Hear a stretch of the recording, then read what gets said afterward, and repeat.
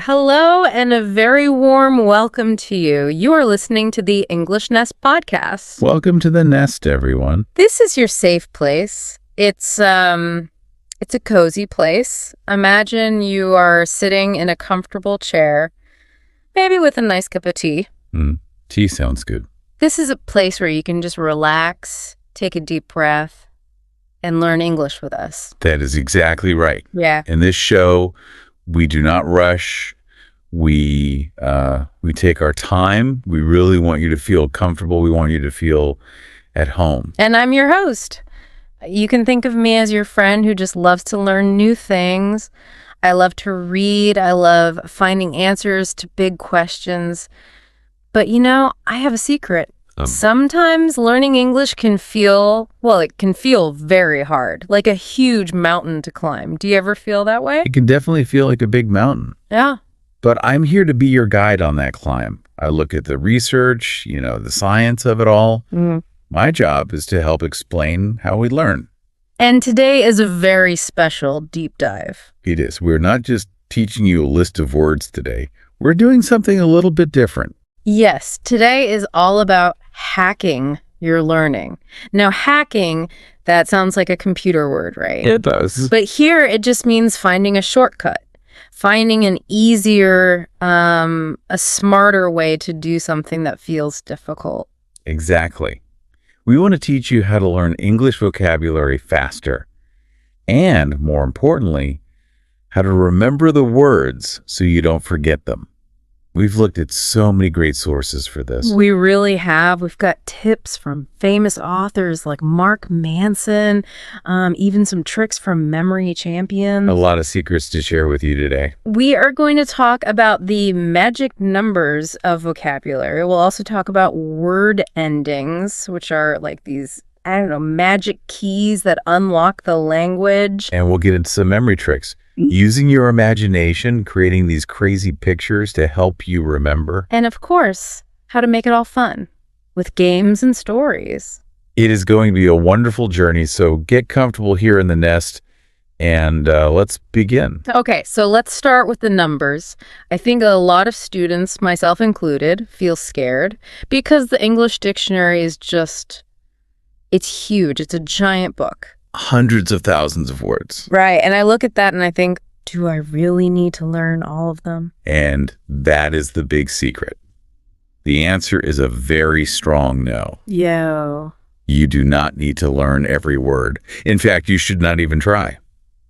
We have some really interesting data from an author named Mark Manson. He wrote a fantastic article about learning foreign languages. Mark Manson. Oh, yeah, he's very popular. What does he say about the numbers? Well, he says you have to be smart about what you learn. And get this.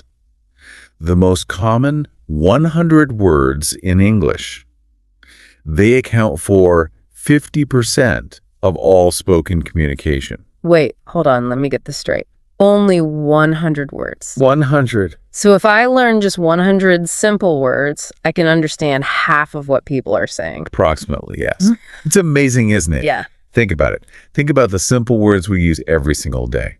Words like thee, is, you, I, go, want, at, on. Oh, yeah. These small words are like the glue that holds all of English together. They're the glue. I like that. Yes. If you know these 100 words, you have the foundation. You have the floor of the house. You can't build a house without a floor. Right. That makes me feel so much better. It's a huge relief. 100 words. That's not scary at all. I can learn 100 words. You certainly can. Yeah. And it gets even better. Mark Manson also says that the most common 1,000 words account for 80% of all spoken communication. 80%. Wow, that is almost everything. It is the vast majority. So the lesson here really is less is more. Okay. Don't try to learn difficult scientific words first. Don't worry about words like photosynthesis or bureaucracy just yet. Focus on the simple conversational words first. So if I know 1,000 words, I can walk into a room and pretty much understand most of the conversation. Yes. You will get the main idea. You might miss a small detail here or there, but you will understand what is happening. And that is a huge victory for a beginner. It really is. Okay, before we continue to the next secret, I just want to ask you, our listener, a small favor. We are working so hard to make this cozy English nest for you. We really are. And if you're ready to learn more secrets with us today, could you please just press the like button on this deep dive? It helps us so much. And please, if you haven't already, subscribe to our channel. If you subscribe, you won't miss any of our future lessons. We want you to stay with us here in the nest. Also, maybe share this with a friend or a family member. Learning is just better when you do it together. Maybe you have a cousin or a brother who's also learning English. Learning together is better. It is. So just send this to them. Say, hey, listen to this. It could really help you. Okay, thank you so much for doing that. Now let's get back to the words. All right, so we have our foundation. We've got the first 1,000 words. What comes next? Yeah, what should I do after I learn those basic words? You should focus on phrases. Small groups of words that we always use together. A lot of beginners, they make a mistake here. What's the mistake? They try to learn really complex grammar rules way too early. They try to do math in their head, like, okay, subject plus verb plus object. Oh, I hate doing that. It makes me speak so slowly. I'm always thinking, is this right? Is that correct? It's stressful. Exactly. It slows you right down. Instead, just memorize the whole phrase. Memorize the sound of it. Can you give us some examples of these kinds of phrases? Of course. Mark Manson suggests really simple questions and statements. For example, where's the restaurant? Don't even think about the grammar. Just learn that whole chunk of sound. Where is the restaurant? It's like one long word. Yes, exactly. Another one, I want to meet your friend. Or, how old is your sister? These are so useful. Did you like the movie? That's another good one I use a lot. Perfect. The goal is just to get comfortable. You want to be able to communicate. And Mark Manson says something really interesting about humor. He says you want to be able to make a joke. A joke? Oh, wow. Jokes are really hard in a new language. They are hard. But if you can make a joke, even a really simple bad joke, it means your brain is really working. It means you're not just translating anymore. You're actually thinking in English. I love that idea. Okay, so focus on the basics, build the foundation, and then make a bad joke. That's the plan. Now, I want to talk about something that sounds a bit like magic. You called it a force multiplier. That sounds like something from a superhero movie. Oh, the army, maybe. It's a term from the military and science. A force multiplier is just a tool. It's a tool that gives you more power with the same amount of effort. Okay. Imagine you want to lift a really heavy rock. You can try to lift it with your bare hands. That's hard work. Or you could use a lever. The lever is a force multiplier. It makes the work so much easier. Okay, I am all for making work easier. So what is the force multiplier for learning English? In English, our force multiplier is something called suffixes. Suffixes. Okay, let's explain very clearly what a suffix is for everyone listening. A suffix is just a small part of a word. It's a little piece that goes at the end of a word. And when you add it, it changes the meaning of the word. So if you learn just one suffix, you can suddenly understand hundreds of new words. That's the hack. That's the shortcut. All right, let's look at some examples. We found some great lists. Let's start with nouns, so words for people. A very common suffix is er or. That's er or or. This little ending just means a person who does the action. Okay, let's play a game. I'll give you an action word and you give me the word for the person. I'm ready. Let's do it. Okay, the action is teach. Person is a teacher. A person who teaches. The action is act. The person is an actor. A person who acts. This is so simple. What about the word paint? Painter. A person who paints. Yeah. See, you didn't need to look up painter in a dictionary. You knew the rule. I do like this rule. What about play? A player, like a soccer player. Right. A writer. This is actually fun. It's so logical. What's another suffix for nouns? Another really good one is ist. That's I-S-T. This also means a person who does something, but it's usually for a profession or maybe a belief. Okay, like the word science. Yes. Uh-huh. A person who does science is a scientist. What about art? An artist. And piano. A pianist. That's guitar. A guitarist. Okay, I think I've got that one. Let's look at a different kind of suffix. What about ingenness? N-E-S-S. Ah, this one is so powerful.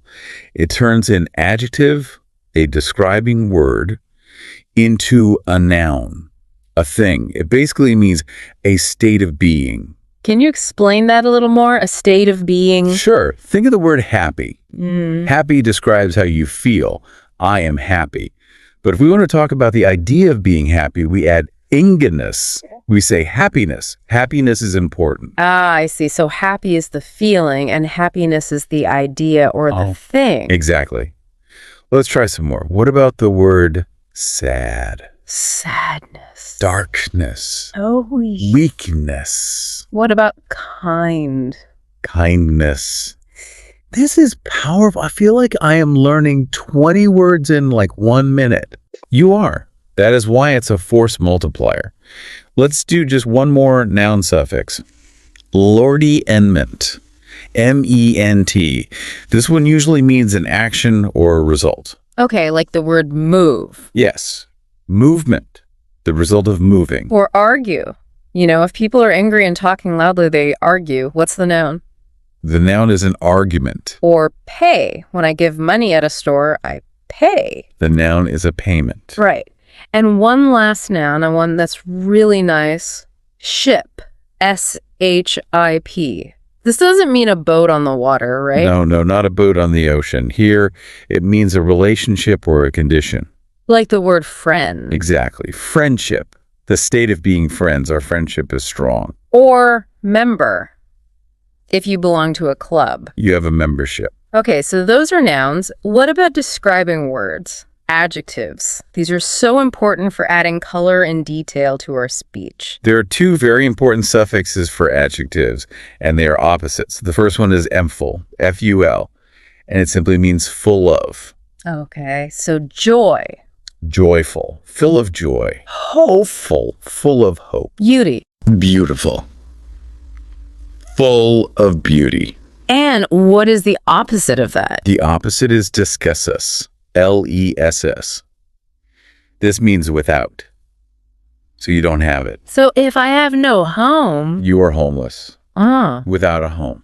If I have no power, You are powerless. if I have no hope. You are hopeless. This is so logical. It makes English feel like building with Lego blocks. You know, the little plastic toys. Yes, you just snap them together. You take hope, snap on vellus, hopeless, you snap on vowelful, hopeful. It's so easy. There is one more adjective suffix I want to mention because I hear it everywhere, and that is able. A-B-L-E. Oh, yes. This one means can be done. It means you were able to do it. Can you give an example? Sure. Think of the word comfort. If a chair gives you comfort, it is. Comfort. Exactly.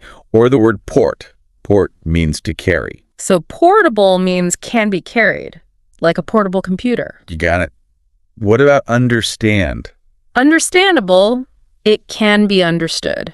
This is amazing. So if you just know letterless and able and able and able, you instantly know hundreds and hundreds of words. You don't have to study them one by one. That is working smart, not hard.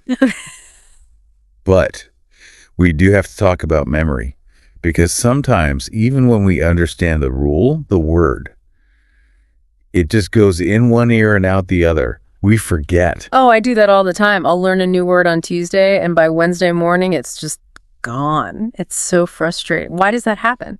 Well, our brains are basically designed to forget things that are boring. If something is boring, the brain just throws it away to make space. So the trick is to make the words interesting. Exactly. And we have a technique for this from the magnetic memory method. It's It's used by memory champions, people who win contests for remembering things. Okay. It sounds a little strange at first, but it really works. It is called the Memory Palace. A memory palace. That sounds very fancy. Do I need to be a king or a queen to have one? No, you do not need a castle or a crown. A memory palace is simply a place you know very, very well.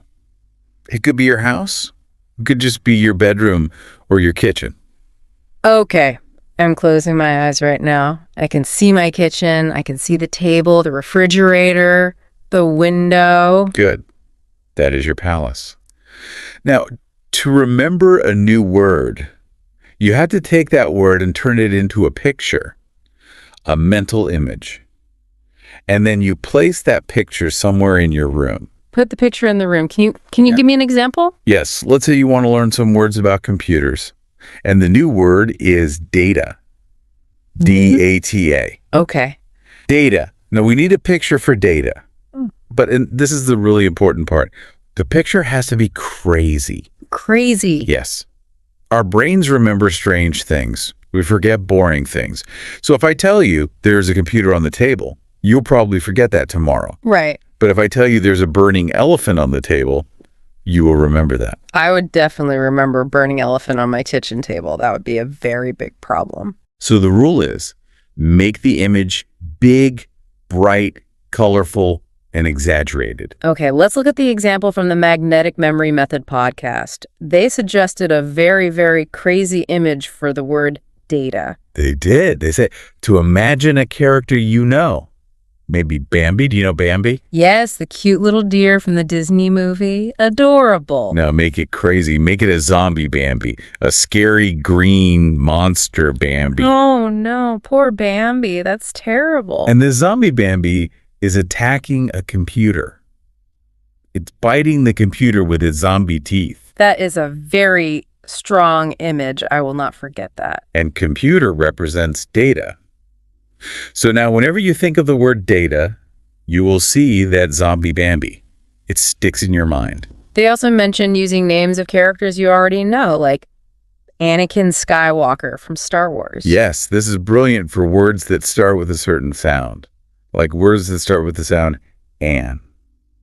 Like animal or ant. Gotcha. Okay, so if I want to remember the word ant, a little insect. You imagine Anakin Skywalker, and he's holding a giant, huge ant. I mean, a really big one. And maybe the ant is fighting him with a tiny little lightsaber. I can see it. Anakin fighting a giant ant. So the An in Anakin helps me remember the An in ant. Exactly.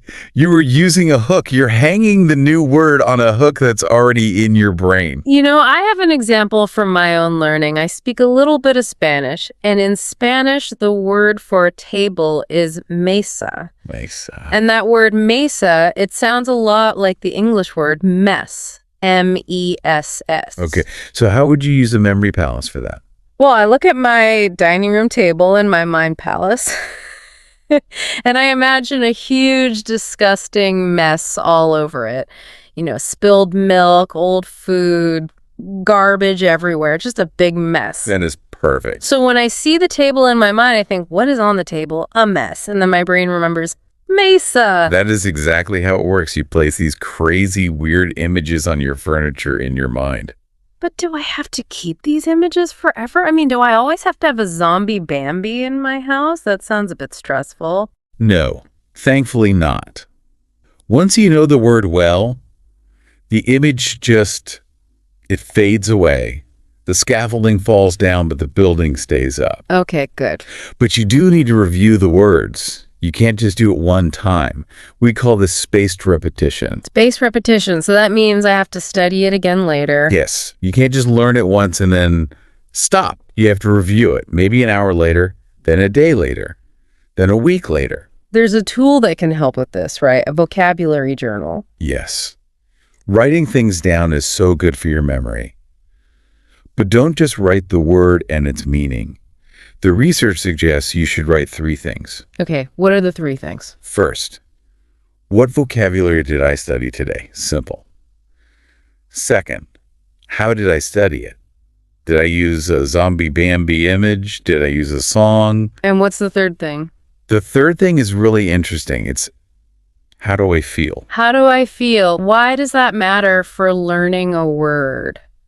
Because your feelings are deeply connected to your memory. If you feel happy and proud when you study, you learn better. If you feel tired or angry, you probably won't learn well. So writing it down helps you understand yourself. Maybe you realize, oh, I learn much better in the morning, or I learn better when I drink a cup of coffee first. That is very smart. And you can also use apps for this, right? Things like Quizlet or Anki. Yes, those are like digital flashcards. They are so good for spaced repetition because they automatically show you the words just before you are about to forget them. They're like a little gym for your brain. Okay, so we have the magic numbers, we have the suffixes, we have the crazy zombie memory pictures. Now let's talk about having fun. Because if it is not fun, I know I will stop doing it. That's just human nature. If we're bored, we quit. Mm-hmm. So we need to have fun. We need immersion. That means surrounding yourself with English, but in a way that is low stress. Okay, one technique we found is called picture talk. This comes from a teacher's blog, and it's based on something called circling. Picture talk is wonderful. And the best part is you don't need a teacher. You could do this all by yourself right now. So how does it work? You take a picture. It could be anything. A photo from a magazine, a picture on Instagram, or even a scene from a cartoon. The article we read mentioned the cartoon Bluey. I love Bluey. It's that show about the family of blue dogs. It's for children, but the English is so clear and nice. Everyone loves Bluey. So imagine you look at a picture of Bluey, and in the picture, Bluey is eating a taco. Okay, I have the picture in my mind. Bluey, taco, eating. Step 1. Ask yourself a simple question in English. What is Bluey eating? And then I answer it out loud. Bluey is eating a taco. Yes. Now, step 2. Ask yourself an either-or question. Is Bluey eating a taco or is Bluey eating ice cream? Bluey is eating a taco. Good. Step 3. Ask a yes-no question. Is Bluey eating a pizza? No, Bluey is not eating a pizza. And step 4. Ask the yes-no question again, but with the right answer. Is Bluey eating a taco? Yes, Bluey is eating a taco. Do you see what just happened there?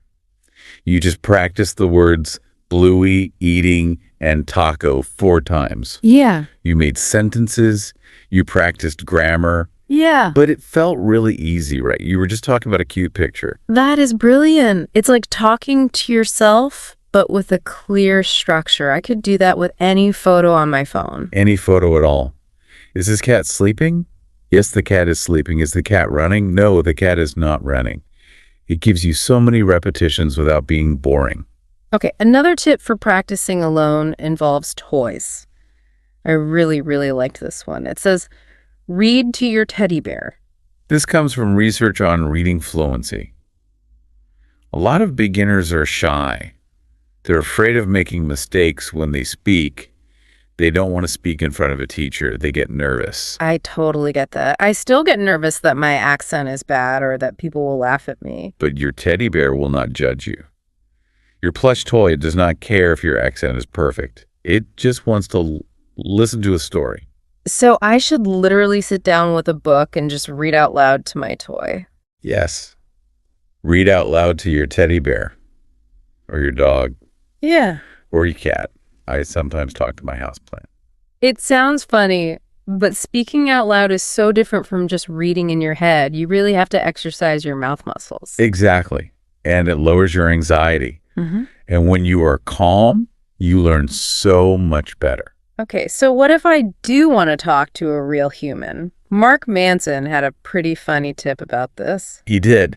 He said the best motivation to learn a language is another person.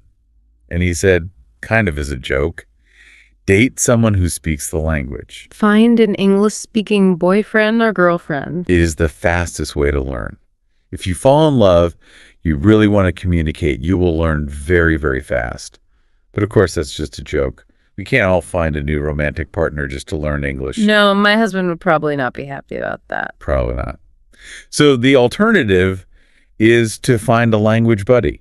You can find people online. There are websites where you can chat with people who want to learn your language, and you can help each other. And Mark Manson had a specific hack for when you're chatting online, right?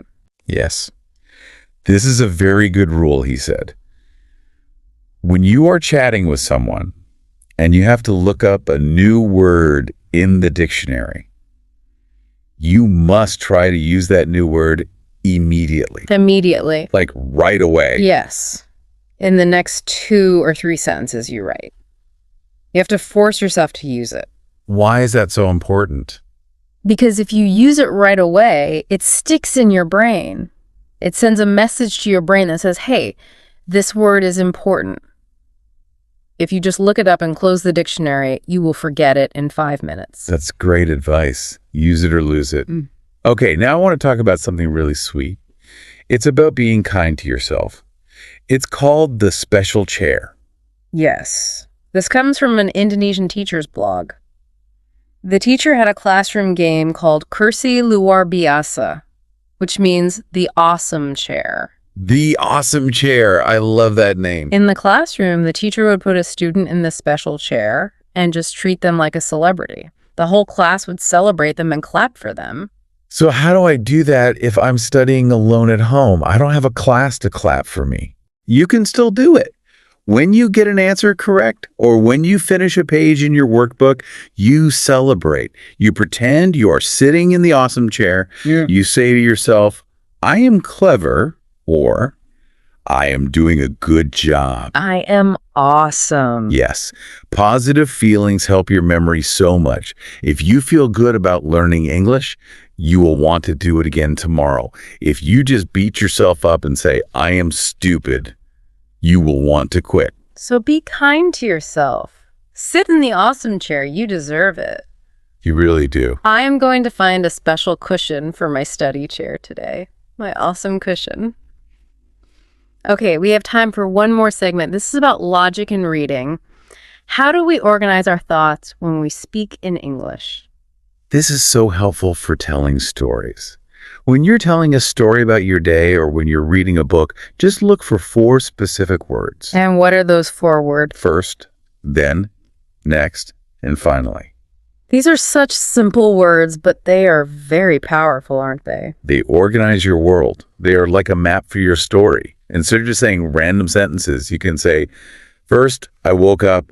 Then I brushed my teeth. Next, I ate breakfast. Finally, I went to work. It just makes you sound so much more fluent. It connects all your ideas together. If you get lost when you're speaking, just use one of these words to get back on track. And speaking of games and logic, there was one website mentioned in our research that I love. It's called Free Rice. Have you played this? I have. Gamification is such a great way to learn. It just means making your learning into a game. And Free Rice is a website where you answer vocabulary questions. It's a quiz. But it's a very special kind of quiz. It is. For every correct answer you get, the website donates 10 grains of rice to the World Food Program. So you are learning English, and you are feeding hungry people at the exact same time. It makes you feel good. It gives you a real reason to keep studying. You're not just learning a word for yourself. You're actually helping someone. And that emotional connection is very, very strong for memory. Wow. We have covered so much ground today. We really did a deep dive here in the English nest. We certainly did. We climbed that big mountain, but I think we found the easy path to the top. Let's look back at the map of our journey. Okay. Let's summarize the main points for everyone listening. Point number 1, start small. Yes. Remember the magic numbers. Yeah. Focus on the top 100 or 1,000 words. Don't worry about those big, difficult words yet. Just build your foundation first. Point number 2, use the shortcuts. Use the suffixes. Remember your Lego blocks. Heavenness, bountiful. Heaven and One word can become 10 words if you just know the endings. Look for them when you read. Point number 3, use your imagination. Build a memory palace. Put a rabid zombie Bambi on your sofa if you have to. Make your mental images big, bright, and crazy. And point number 4, have fun and be kind to yourself. Yes.